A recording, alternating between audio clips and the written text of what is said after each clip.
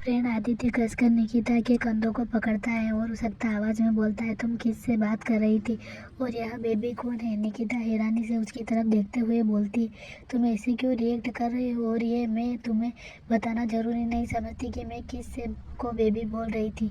आदित्य, मुझे कोई फर्क नहीं पड़ता कि तुम किसके साथ हो और क्या बातें कर रही हो। तुम एक नंबर की घटिया औरत हो जो हर रोज एक लड़के के साथ इन्वॉल्व रहती हो। उसकी बात सुनकर निकिता को बहुत ज्यादा गुस्सा आता है, लेकिन वह अपने चेहरे के एक्सप्रेशन नॉर्मल ही रखती है और एक झटके में आदित्य को खुद से दूर कर देती है और बोलती, ये मेरी मर्जी है कि मैं एक लड़की के साथ रहती हूँ या हर रोज किसी नए लड़के के साथ। इससे आपको कोई प्रॉब्लम नहीं होनी चाहिए मिस्टर आदित्य मेरा।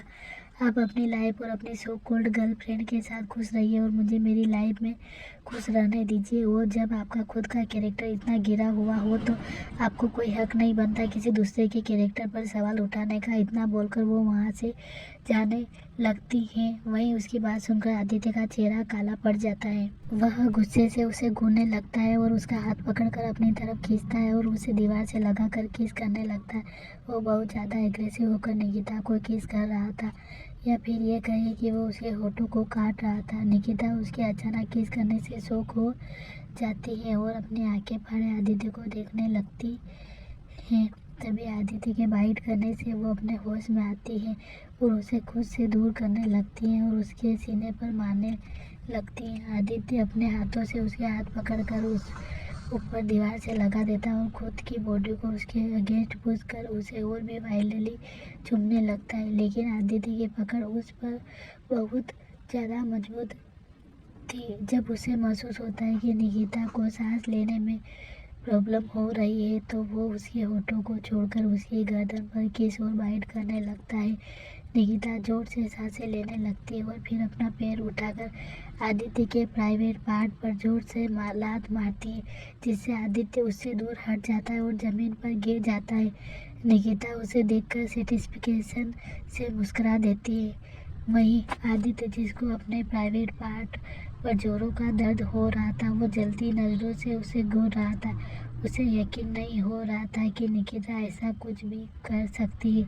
निकिता उसके गुस्से भरे एक्सप्रेशन चेहरे को देखकर अपने पंजों के बल जमीन पर बैठ जाती है और बोलती है, तुम्हें क्या लगा आदित्य कि अगर तुमने एक बार मेरे साथ जबरदस्ती कर ली तो तुम हमेशा मेरे साथ ऐसा कर सकते हो? ये गलतफहमी अपने दिमाग से निकाल दो। मैं वो कमजोर निकिता नहीं हूँ जो तुमसे डर जाएगी। मुझे समझ नहीं आता कि तुम्हारे जैसा इंसान इतना बड़ा बिजनेस टाइकून कैसे बन गया। उसकी बात सुनकर आदित्य बुरी तरह से निकिता को घूरने लगता है और सोचता है कि क्या ये लड़की मेरी इंसल्ट कर रही है। निकिता उसके चेहरे पर ध्यान नहीं देती और अपनी बात कंटिन्यू करती है, तुम्हें लगता है कि मैं हमेशा पैसों के वाले लड़कों के पीछे भागती हूँ, उन्हें सेड्यूस करती हूँ, लेकिन अगर मुझे ऐसा करना होता तो मैं ये सब तुम्हारे साथ करती, तुम पर डोरे डालती, तुम्हें ड्रग्स देकर तुम्हारे साथ रात गुजारती और तुम्हारे बच्चे की माँ बन जाती, या फिर पब्लिकली ये अनाउंस करती कि तुम मेरे पति हो। लेकिन क्या मैंने ऐसा किया? नहीं ना। मैं 2 साल तुम्हारी पत्नी बनकर रही, लेकिन क्या मैंने तुम्हारे दिए पैसे कभी इस्तेमाल किए? उसकी बात सुनकर आदित्य भी सोच में पड़ जाता है और फिर बोलता है, मुझे पता है ये सब तुमने सिर्फ मेरी नज़रों में अच्छा बनने के लिए कर रही हो ताकि तुम मेरी ज़िंदगी में आ सको, लेकिन तुम अपने मकसद में कभी कामयाब नहीं होगी और जो तुमने अभी मेरे साथ किया है उसकी कीमत तो तुम्हें चुकानी पड़ेगी।